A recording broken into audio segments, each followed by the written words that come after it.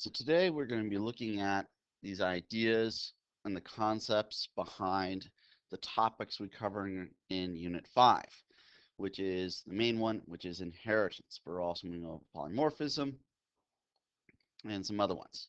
So let's start with inheritance.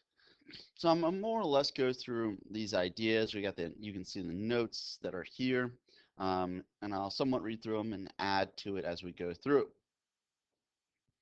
So inheritance enables programs to define a relationship between a class and more specialized versions of that class, which is your superclass and subclass. So for example, here, if the student class extends a person class, then it should be the case that the student is a person. The subclass student builds on the functionality of the superclass person. And so from our previous examples, a checking account is a bank account, a savings account is a bank account, a money market is a savings account, which also means that a money market is a bank account.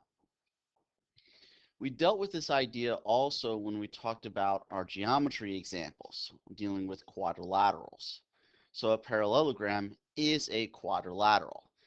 A parallelogram has all the properties of a quadrilateral, but it has some additional properties. So that's the is a. Polymorphism is the ability of an object to take on many forms. In programming language, polymorphism is the capability of an action or method to do different things based on the object that it is acting upon. This is your third basic principle of object-oriented programming. And there's three types of polymorphism. Ad hoc, which is method overloading and method overriding. When we talked about method overloading, we didn't explicitly mention the idea of polymorphism. Parametrics, which is your generics. We dealt with generics with array lists. Again, we didn't explicitly mention this as polymorphism, but it is. And then also dynamic method binding. Excuse me.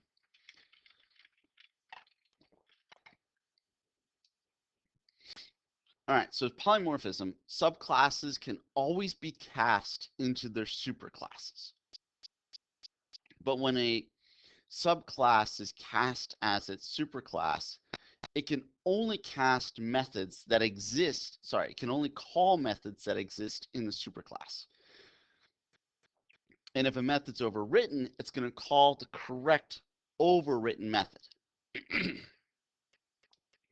So if you have a method that exists solely in the subclass, you won't be able to call that method if your subclass object is currently cast as a superclass reference. Now you can't cast a superclass object into a subclass unless that object truly was an object of that subclass. So if I have a bank account object, I can't cast it to a checking account. But if I happen to have a checking account object that's currently cast to a bank account object, then yes, I could cast that to a checking account object. Now we'll be looking at a function we can call instance of, which will determine what class the object truly is. We'll look at that later. So like this example, we have a bank account. We're setting a checking account object equal to a bank account reference, so we can withdraw and deposit, but I couldn't call the write check method because the write check exists solely in the checking account class. We could call the toString method. In this scenario, the toString method will correctly call the checking account toString method, not the bank account toString method. If I try to do this, I'll get an error because I can't construct a bank account object and then set it equal to a checking account reference. I can't do that. All right, what is dynamic method binding? Dynamic or late method binding is the ability of a program to resolve references to subclass methods at runtime.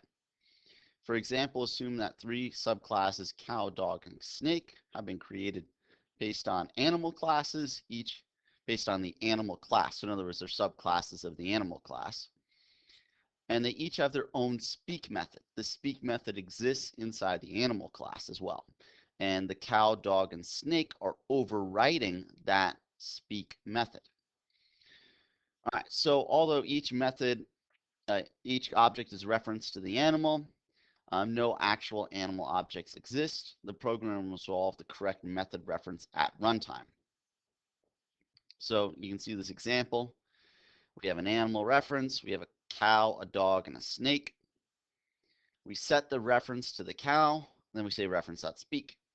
And it will correctly call the cow speak method. This one will correctly call the dog speak method. This will correctly call the snake speak method. Again, this is called dynamic method binding. So when we are actually programming this, when we say reference.speak, all the computer knows is that, hey, we have a reference object and the reference class has a speak method. Okay, so no problem. During the actual runtime is when it determines who that speak method is actually calling. So it's like, okay, so reference.speak, okay, so I have reference, but reference is actually a cow object, so it calls the cow speak method during runtime. So there we go. So there's some ideas on how the subclass, superclass, inheritance, and all that works. Hopefully it gives you a better understanding. You can rewatch this videos as many times as you need to help you understand these ideas. Thank you and have a good day.